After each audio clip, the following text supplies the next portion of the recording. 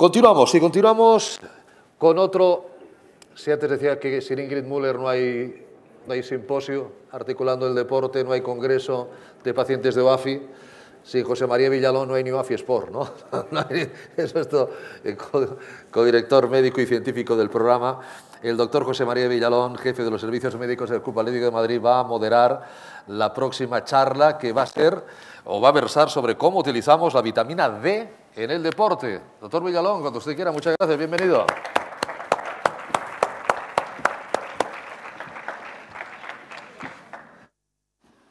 Muchísimas gracias. Continuamos con esta interesante mesa redonda. Contamos con el endocrinólogo, don Gonzalo Aya Miguel, del Hospital 12 de Octubre de Madrid, y que además tiene una larga experiencia en pacientes de diabetes tipo 2, pacientes osteoporóticos. Conoce un poco la importancia que pueda tener en el mundo del deporte la vitamina D para el metabolismo muscular, para la mineralización de los huesos y, cómo no, pues en todos los pacientes osteoporóticos que adolecen muchas veces de esta vitamina D.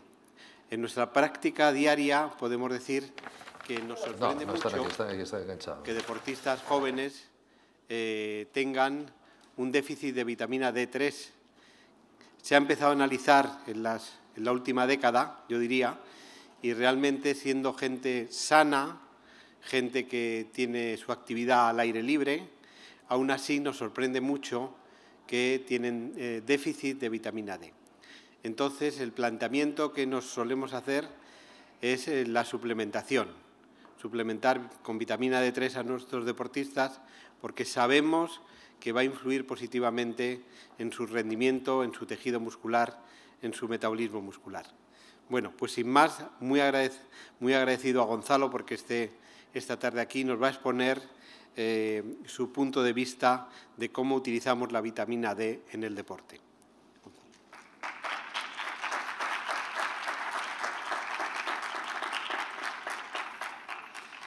Gracias a todos, de verdad que es un placer estar aquí. Muchísimas gracias a los organizadores por invitarme.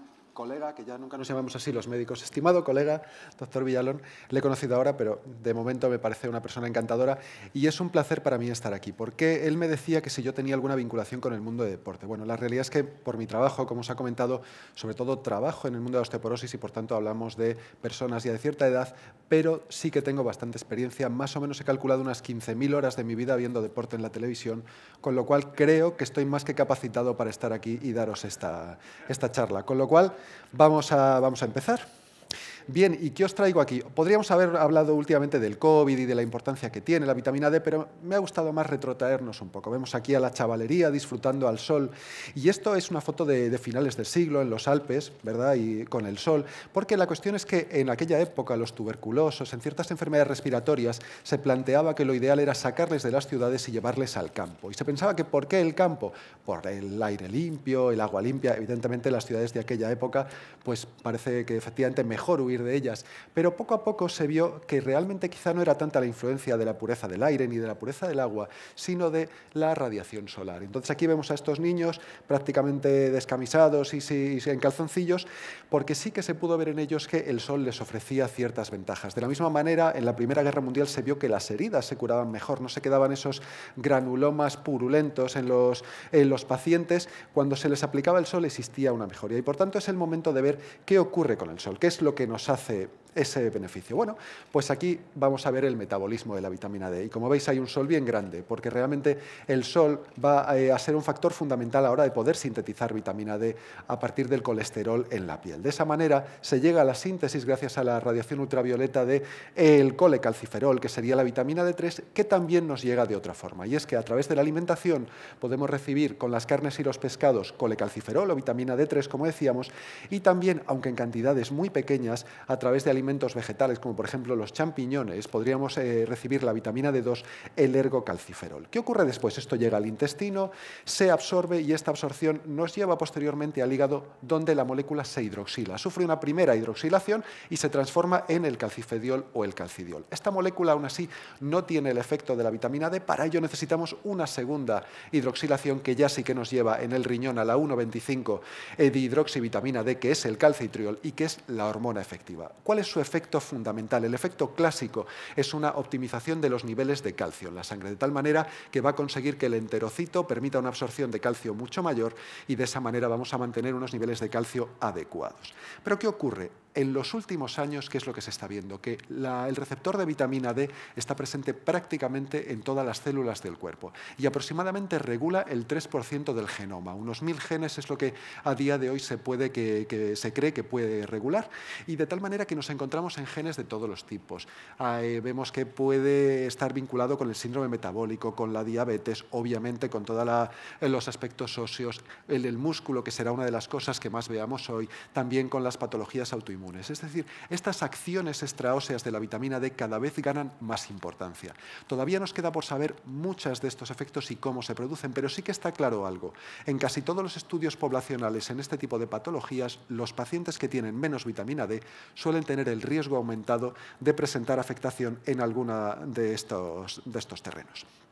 Bueno, y entonces, ¿cuál es el nivel óptimo? Bueno, esto es difícil decirlo. ¿Por qué? Porque hemos dicho que la vitamina D fundamentalmente era algo vinculado al hueso y que hoy en día hay muchas más opciones. Pero a mí me gusta pensar que la manera clásica de valorar los niveles de vitamina D de momento es la adecuada hasta que tengamos más datos. Y esa manera clásica nos dice que la suficiencia de vitamina D está en 30 nanogramos por mililitro, de manera que después podremos hablar de un rango no tan bueno, que sería el de insuficiencia entre 20 y 30, y ya los niveles que consideramos claramente inadecuados, que sería la deficiencia por debajo de 20. ¿Y esto por qué es?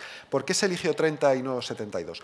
Bueno, pues fundamentalmente se vincula a la aparatormona. La aparatormona es una hormona que también se ocupa de la regulación del calcio y que lo que va a hacer sobre el hueso es, cuando se elevan sus niveles, extraer calcio, hacer una resorción ósea para aumentar el calcio en la sangre. ¿Y qué es lo que nos ocurre?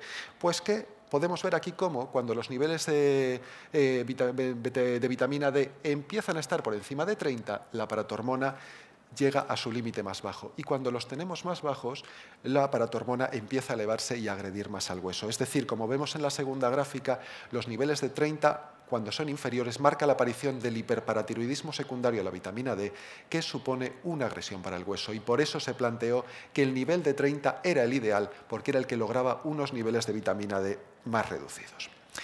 ¿Y cómo llegamos a esos niveles? Bueno, pues en este caso es difícil lograr esos niveles, como vamos a ver ahora, pero a priori si mantuviéramos una ingesta diaria de 600 unidades, prácticamente desde que tenemos un año hasta que ya somos con una edad mayor, con 70 años, llegaríamos. Pero ¿esto es factible? ¿Podemos realmente conseguir estos niveles de vitamina D? Bueno, vamos a ver qué ocurre.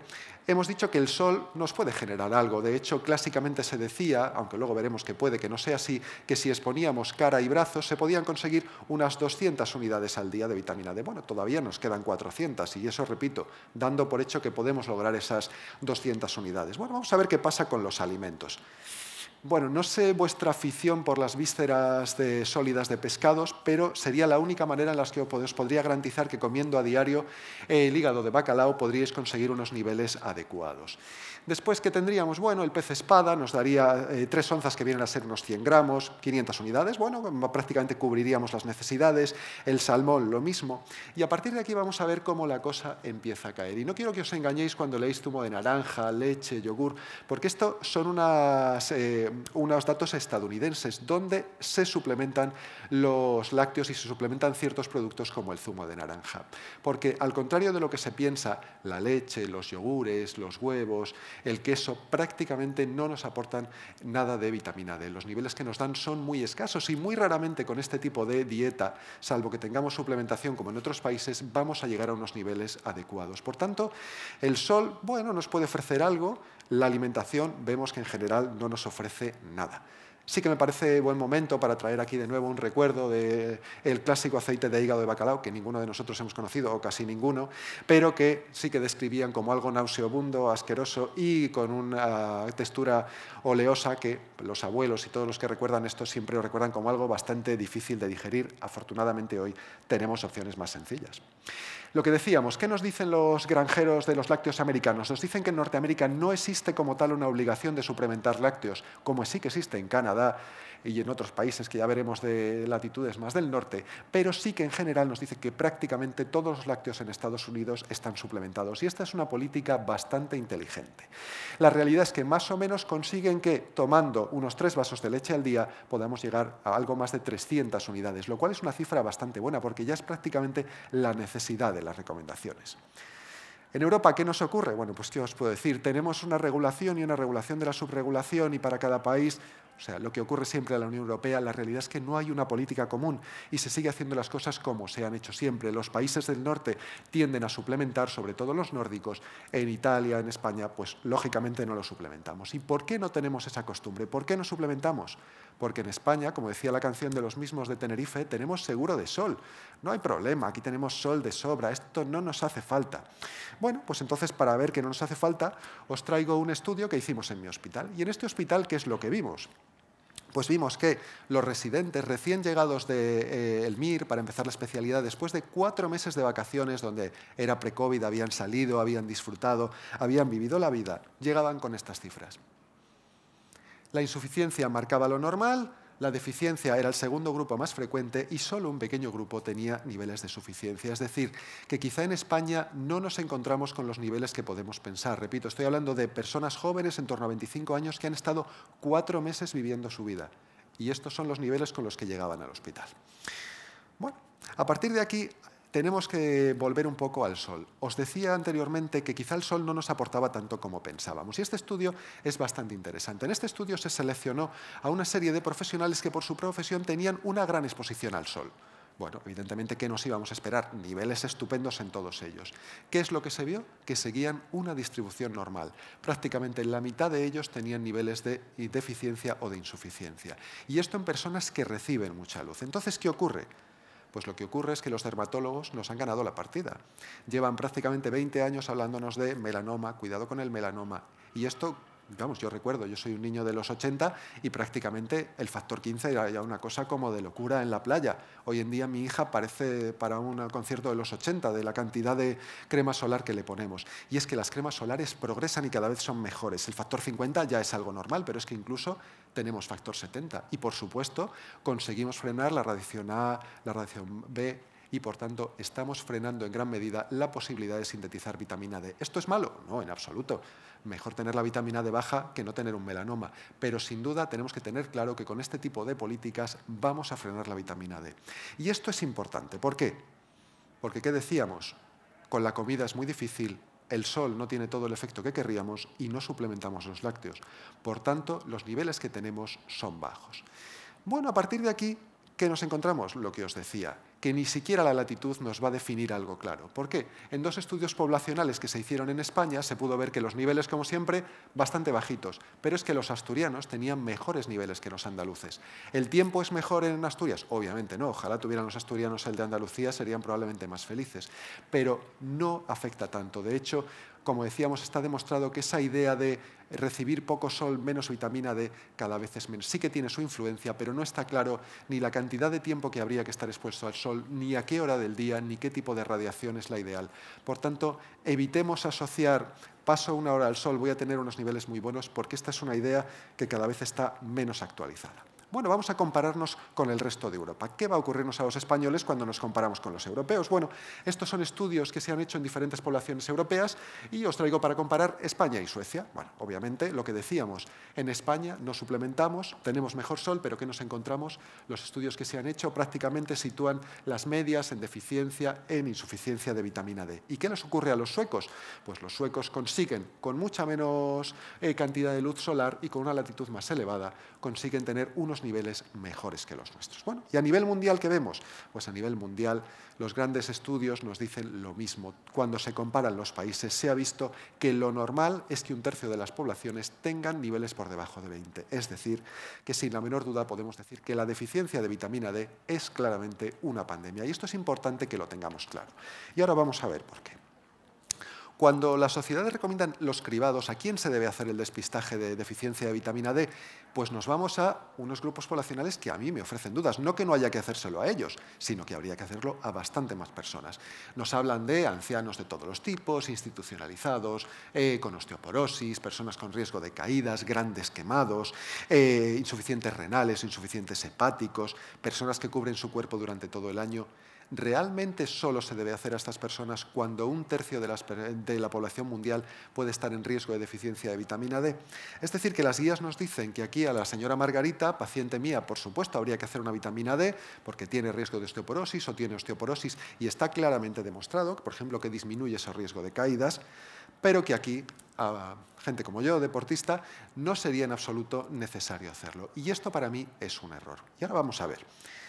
En teoría, ¿qué se ha visto en los deportistas? ¿Qué se cree que puede ser el efecto de la vitamina D en el deportista? Bueno, pues como hemos dicho, los efectos de la vitamina D actúan la vitamina D en muchas partes del cuerpo y por tanto los efectos pueden ser variados, pero como comentaba antes con el doctor Villalón, probablemente no están todo lo estudiados que debería y sorprende cómo en un deporte cada vez más profesionalizado, en general la calidad de los estudios con los que me he encontrado quizá no es todo lo adecuada que debería ser. Pero bueno, la realidad es que nos dicen que tiene importancia en las enfermedades cardiovasculares, sin la menor duda, pero quizá esto para el deportista no tenga tanta trascendencia, pero sí que es muy importante en la fatiga, en la posibilidad de desarrollo más adecuado tanto de deporte aeróbico como anaeróbico, en la capacidad de la recuperación. Obviamente, a nivel óseo, lógicamente nos va a permitir tener un hueso con una calidad mejor que si tenemos niveles disminuidos. También podría mejorar el metabolismo mitocondrial, disminuiría la inflamación, podría tener también un efecto bastante positivo a nivel articular y sobre todo, como decíamos, a nivel muscular, que es lo que vamos a ver ahora. Porque ¿qué es lo que se ha visto? Y esto parece que sí que es lo que más se ha estudiado. En los pacientes que tenían raquitismo a principios del siglo XX se pudo ver que no solo tenían una afectación a nivel óseo, y esta era muy grande, sino que cuando los niveles de vitamina D eran muy bajos, también existía una afectación a nivel importante en el músculo. Se veía que existía unas necrosis, sobre todo de las fibras tipo 2, y que estos pacientes tardaban en recuperarlo. A medida que iban mejorando los niveles, sí lo recuperaban, pero a una recuperación lenta. Es decir, que idealmente deberíamos evitar llegar a cifras muy bajas donde ya se produjera una afectación importante.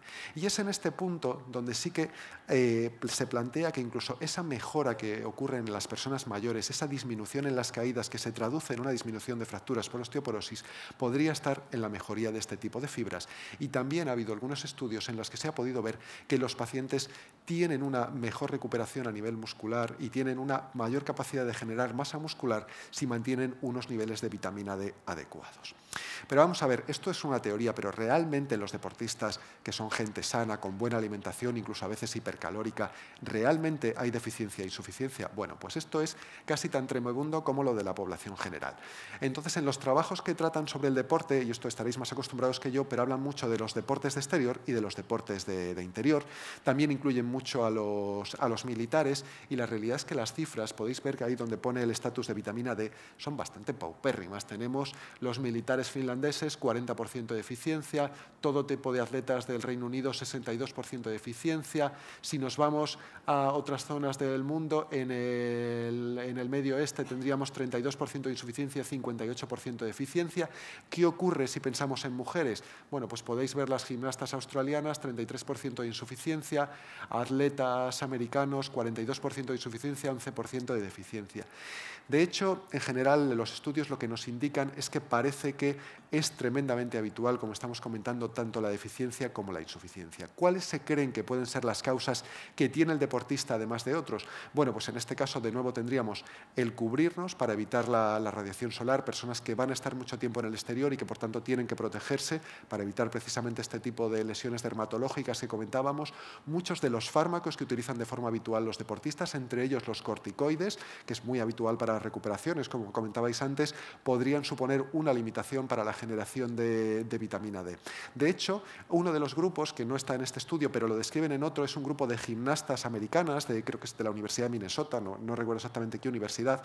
Lo que se pudo ver es que su ingesta de vitamina D diaria media era de 160 unidades. Evidentemente hablamos de mujeres con una alimentación que habitualmente está restringida y sobre todo restringida en grasas, y también, por supuesto, que realicen casi todo ejercicio en su interior, y los niveles de vitamina D por debajo de 30 se situaban casi en el 85% de las gimnastas.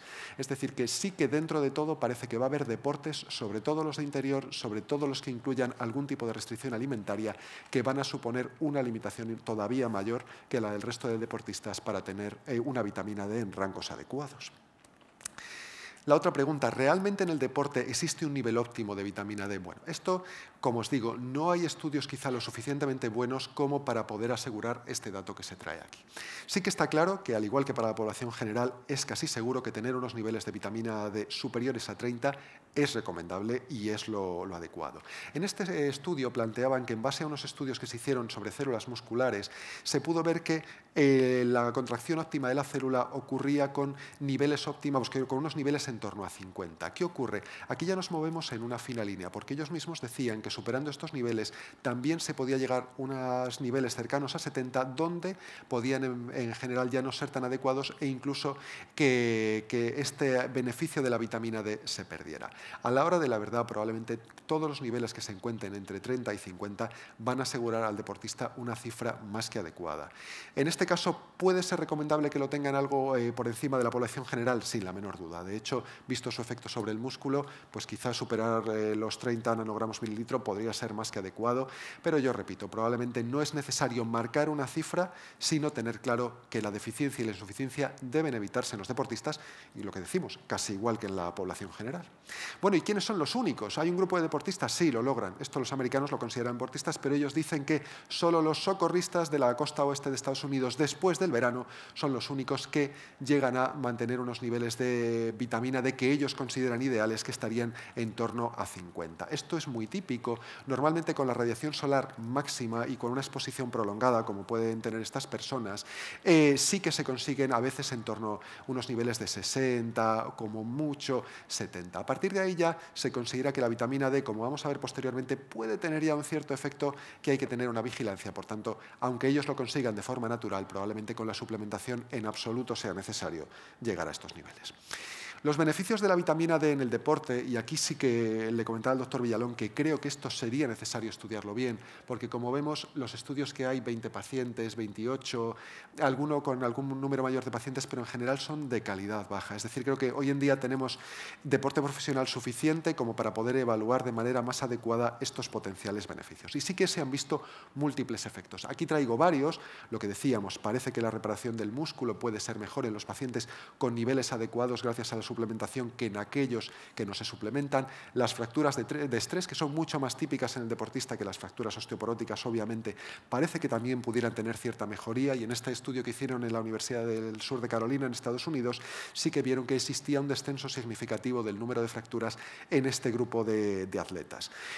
Parece que pudiera mejorar la función pulmonar y también, de nuevo, la función inmune. Esto es una de las cosas que cada vez se está estudiando más, porque parece que unos niveles adecuados de vitamina D, como se ha visto con el COVID, sí que podrían predecir una reducción del número de infecciones. En este caso se centraban sobre todo en infecciones que no tenían por qué ser graves, pero que sí que limitaban la práctica del deportista o le suponían perderse partidos o perderse eventos. Bueno, esto es una broma muy mala, lo siento, pero es que lo vi en un congreso americano y me entusiasmó. Y entonces la cuestión es, ¿hay que suplementar la vitamina D? Y si la tenemos que suplementar, ¿a quién y cómo? Bueno, hay maneras de suplementar la vitamina D. Esto es el norte de Europa, y esto es una política que empezaron los soviéticos, que era para los niños. Se vio, y también en algún momento se planteó incluso que podría ser útil a los deportistas, aunque creo que esto se dejó de hacer completamente, que si se les exponía en los periodos en los que tienen mucho tiempo sin luz solar a este tipo de radiación ultravioleta, podían mejorar los niveles. Y de hecho, ya digo, en los gimnasios de Suecia, y esto son cosas que se hacen de manera habitual en los meses de invierno para los niños. Pero bueno, la realidad realidad es que tenemos maneras de suplementar mucho más fáciles. Esta es la pirámide alimentaria que tenemos en España, que cada vez se critica más, pero no voy a entrar ahora en esto, que no tiene para mí mayor interés, sino en que tienen una banderita donde dice que puede haber ciertas poblaciones donde ya se dé por hecho que los niveles van a estar bajos y que puede ser necesario que empleen suplementos nutricionales como la vitamina D. ¿Y cómo vamos a tratar la vitamina D? Bueno, estas son unas guías de hace ya años, pero si viéramos las más recientes de otra sociedad endocrinológica, nos plantearían unos datos muy, muy similares. Entonces, lo que recomiendan, el preparado que recomiendan, viene siendo los que se usan en Estados Unidos sobre todo, que son el ergocalciferol y sobre todo el colecalciferol, que es el que parece que mantiene unos niveles mejores, y recomiendan que en esos pacientes con deficiencia se podría empezar con una suplementación semanal de unas 50.000 unidades durante 1 o 2 meses y posteriormente mantener unas 1.500 o 2.000 unidades para conseguir unas cifras adecuadas. Vale, esto suena así un poco raro y uno dice, pero bueno, ¿esto cómo se pone? Bueno, pues de manera sencilla lo que decíamos. Se podría dar colecalciferol, por ejemplo, 25.000 unidades por semana y luego a partir de ahí, pues una vez que se consigan, pues durante 1 o 2 meses, pasar a por ejemplo, 2 dosis de 25.000 unidades al mes. ¿Qué ocurre? ¿Esto estaría bien para el deportista? Bueno, pues aquí vemos que hay un ítem que dice que hay unos pacientes que son grupos de riesgo especial. De nuevo, los que decíamos antes, ancianos, pacientes con osteoporosis, individuos que estén mucho tiempo hospitalizados, institucionalizados. Pero quizá el deportista, y eso lo plantean en muchos estudios, tampoco sería mala idea valorar la opción de considerarle este tipo de grupo en el que se pueda emplear una cantidad mayor de vitamina D. Y en este caso, mi consejo para un deportista sería, durante 1 o 2 meses, dar una buena suplementación con 50.000 unidades semanales y después, mensualmente, intentar mantener pues, 50 o 100.000 unidades al mes para lograr esos niveles que hemos dicho que pueden superar 30 nanogramos tranquilamente, pueden superar 40 y que sean lo más óptimos posibles sabiendo que tenemos que evitar los descensos. Y esto es una cosa importante. En ocasiones, y esto es muy típico de la osteoporosis, se considera que el tratamiento de la vitamina D es para corregir y corregido se retira. ¿Qué ocurre? Vienen los meses de invierno, directamente nuestras pacientes vuelven otra vez con unos niveles muy bajos. ¿Cuál es la mejor manera? Mantener. Es decir, no vale solo con iniciar un tratamiento y corregir la deficiencia, sino que además hay que mantenerlo. ¿Y cuáles son las dosis máximas recomendadas? Bueno, aproximadamente viene a ser unas 4.000 unidades diarias lo que se cree que es suficiente. Esto tiene interés en deportistas, porque en deportistas que se regulan ellos mismos la alimentación y los suplementos, y en concreto daban ejemplos de culturistas que toman múltiples preparados, pueden llegar a tomar 12 o 14.000 unidades al día. Estos son cantidades excesivas cuando uno ya tiene niveles normales, ¿de acuerdo? Y ahora vamos a ver cuáles son las consecuencias de eso. Comentaros también que existen 2 preparados fundamentales en el mercado español para tratar la hipovitaminosis D. Uno sería el colecalciferol y otro sería el calcidiol. En este caso, casi todas las sociedades, como traemos aquí, recomiendan el colecalciferol. ¿Por qué? En general se considera que es un fármaco con un riesgo menor en cuanto a su uso y la posibilidad del consumo excesivo, como decíamos en algunos pacientes, porque existe una regulación propia del colecalciferol, de manera que cuando tenemos unos niveles adecuados, el sol en la piel produce la derivación de otros productos, como son el lumisterol y el tequisterol, que son unos productos que no tienen funcionalidad, es decir, se genera menos vitamina D y por tanto ya nos protege de un exceso. Por otro lado, cuando tenemos cantidades excesivas de colecalciferol, somos capaces de acumularlo a nivel hepático y liberarlo cuando sea necesario. De nuevo, tenemos una protección contra una elevación excesiva. ¿Qué ocurre en cambio con el calcidiol? El calcidiol es una molécula que no tiene retroalimentación, de manera que podemos ver que en la línea de base cómo va aumentando es la línea oscura hasta que los niveles... ¿No se oye? No. Sí. ¿Ahora? No. ¿Hola? Ahora bien. Vale. No me oís en Dolby, ¿no? No, vale. Lo que decíamos, si nos fijamos en la línea gris, podemos ver cómo esos niveles siguen aumentando y nos pueden ya llegar a márgenes de 90-100.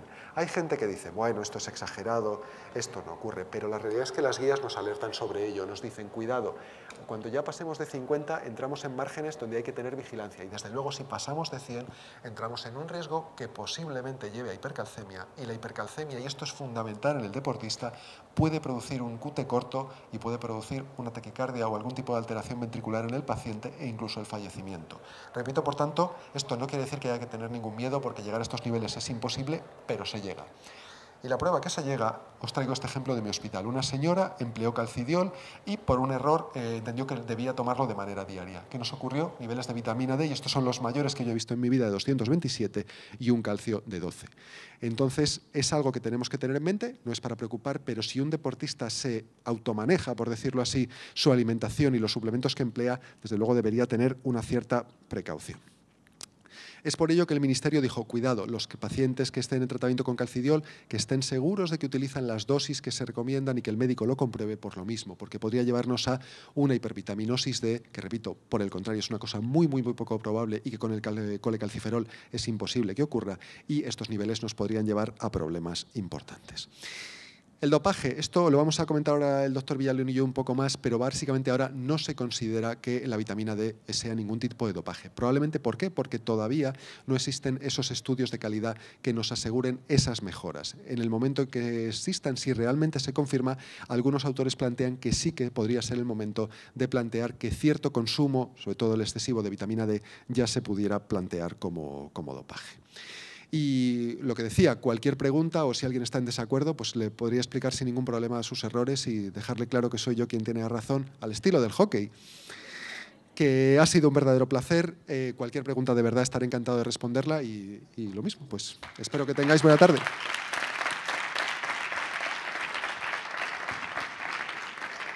Bueno, muchas gracias, Gonzalo. Me ha parecido una conferencia muy brillante y muy clarificadora de una situación, como tú has dicho, una pandemia de déficit de vitamina D. Creo que para la población general y la deportiva quizá también en especial, el pensar en esa suplementación de vitamina D no es acertado, será acertado, mejorará el rendimiento, prevendrá lesiones de aparato locomotor, como son esas fracturas de estrés que has comentado. Y bueno, pues yo no sé si ya hay alguna pregunta en la sala.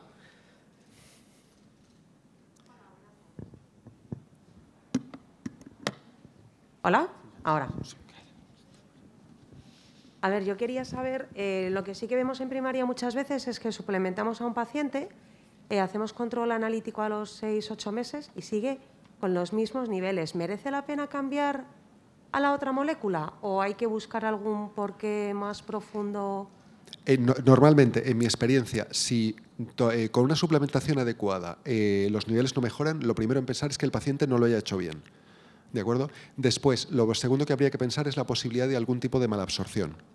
Porque sí que es cierto, evidentemente, si con el colecalciferol todo confirmado y sin malabsorción los niveles no mejoraran, esto bueno, se sale ya un poco, pero podría suponer que existiera algún tipo de alteración hepática o de dificultad para transformar esa molécula en 25, o sea, lo que sería el calcidiol y que luego pudiera llegar al riñón. Pero lo normal, con unos niveles y una suplementación adecuada. Sí que es cierto que hay pacientes donde se les tiende a dar dosis más bajas, no exactamente la recomendación, o por ejemplo tienen niveles muy bajos, imagínate de 7, de 10, de 12, se les empieza con un comprimido, con una cápsula mensual durante varios meses. De esa manera eso no se está suplementando, eso casi se le está dando una dosis de mantenimiento. Es decir, dado de manera adecuada, lo normal es que los niveles mejoren. Pueden no llegar a ser todo lo óptimos que deberían, pero lo esperable es que mejoren. Y si no mejoran, ya digo, lo primero, que la toma no haya sido correcta. Lo segundo, valorar que a nivel intestinal exista algún tipo de problema. Lo tercero, ya una alteración hepática, pero eso es más raro, porque normalmente habría dado la cara antes por otro lugar. Sí, buenas tardes. Felicitarte por la brillante ponencia. La verdad que ha sido muy interesante. Sí quería preguntarte, porque ahora, como antes has comentado, la vitamina D3 se ha puesto ahora de moda en estos tiempos del COVID y ahora es muy frecuente encontrar en los lineales de los grandes supermercados diferentes productos, sobre todo en lo que son los lineales de deporte, y la vitamina D3 está ahora entre ellos, pero antes era menos frecuente encontrarla y tenías que ir a la farmacia y ponerte unas gotitas. Entonces, ¿cuál es tu opinión al respecto? Si consideras que es un poco arriesgado que la gente pueda tomar a discreción ese producto sin consultar con un profesional. Yo, es lo que decía, En deportistas, los únicos casos que comentan los americanos donde, de nuevo, existe este tipo de venta de productos de venta al público, y entre ellos la vitamina D, que describen es en pacientes que se autogestionan, bueno, en pacientes, en este caso en atletas, perdón, es mi deformación, que se autogestionan la manera en la que toman la medicación. Obviamente, sobre todo solo en los que hacen barbaridades, no solo con la vitamina D, sino con múltiples cosas. Yo creo que, pese a que la venta de casi todos esos productos que son ergocalciferol o colecalciferol, en general es el producto de menos riesgo, si tuviera que tomar algo, preferiría que estuviera hecho en un laboratorio y bajo control, porque otra de las cosas que se describen en Estados Unidos en cuanto a los casos de hipervitaminosis D son fábricas, digamos, no del todo seguras, donde puede haber error en las dosis, donde puede, digamos, no ser todo lo adecuados que deberían. Es decir, si fuera mi caso, yo intentaría que un médico me prescribiera la pauta. Otra cosa es que el médico durante 5 años me lo haya puesto y yo ya me pueda gestionar de manera, en base a ese conocimiento, las cosas. Pero inicialmente no me trataría, porque ya digo, no es igual un nivel que otro y, sobre todo, si no voy a tener la capacidad de controlar niveles posteriormente, evitaría tomarlo al buen tuntún. Ahora, si alguien me dice, voy a tener algún problema por tomar 25.000 unidades de colecalciferol mensuales, pues con seguridad ninguno. Y una cierta mejoría de la vitamina D se va a conseguir. Igual no hasta un punto, pues no hasta un punto. Pero vamos, yo en este caso, como médico, he de decir, y esto no es por aquí defender mi profesión, pero yo sí intentaría que al menos una vez un médico me explicara bien la recomendación y luego ya, pues si me quiero autogestionar, pero por lo menos en base a un cierto conocimiento. Doctor, le comenté a mi médico que estaba con deficiencia, en los análisis así lo dieron, y hablamos de la vitamina D3. Me recomendó que no, que tomara una cápsula, una pastilla durante un año, pero claro, tampoco hablamos, una al mes quiero decir, y tampoco hablamos en qué momento tomarla, fuera o dentro de las comidas, por el tema de la asimilación. Vale. En este caso, el por qué te dijo que la vitamina D3 no te lo puedo decir, pero intuyo la idea. La cuestión es que tradicionalmente España era de los pocos países que tenía el calcidiol como suplemento, y era el suplemento extendido. En el resto, sobre todo en Estados Unidos y en el resto de Europa, eran las variantes de D2 y D3 las que se ofrecen como suplementación. ¿Qué ocurre? Digamos que por llegar más tarde al mercado, la experiencia en España sobre todo se tiene con el calcidiol y no tanto con el resto de preparados. Eso hace que todavía haya médicos que digamos que tienen esa forma de pensar un poco más antigua, pero yo, en mi experiencia y bajo mi criterio, si hay un preparado con el que un error por parte nuestro, por parte del paciente, no te lleve a una situación de riesgo y en otro preparado puede llevarte a una hipercalcemia con complicaciones, ya veremos cuáles, yo desde hace años dejé de utilizar el calcidiol por eso, porque los errores están a la orden del día. Yo veo cerca de 30 pacientes diarios, mi mente da para lo que da y se me puede escapar a mí, a alguna paciente se le puede escapar también. Entonces yo intentaría poner, y vamos, en este caso es lo que aconsejo a mis compañeros, que si con una nos equivocamos, que no sea en ningún momento de riesgo para el paciente.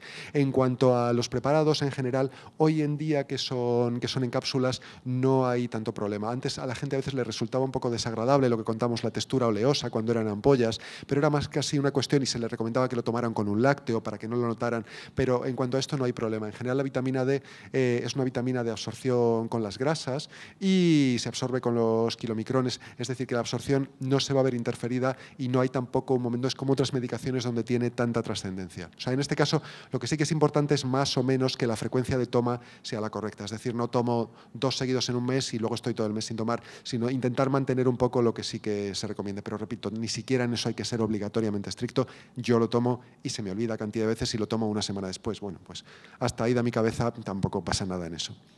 Una cortita, la verdad que me ha encantado la charla y te felicito. Nosotros estamos rodeados de deportistas que cada vez es más difícil identificarlos, algunos de ellos por los tatuajes que llevan. ¿Tú crees que puede tener algún tipo de relación esas deficiencias e insuficiencias que estamos viendo en el día a día nuestro con los tatuajes? La manera de protegerse del cuerpo, de llegar a niveles excesivos de vitamina D, os he dicho que era generar productos que no tienen el efecto de la vitamina D, pero hay otra, generar melanina. Es decir, vamos a ofrecer esa oscuridad de nuestro cuerpo para que no lleguemos a niveles mayores. Una vez que nosotros tatuamos el cuerpo, sobre todo si tatuamos la zona de los brazos, la zona de las piernas, las zonas expuestas, por supuesto que esto va a interferir con la síntesis y que va a reducir todavía más los niveles. Muchísimas gracias, Gonzalo. Enhorabuena. Un fuerte aplauso. Continuamos.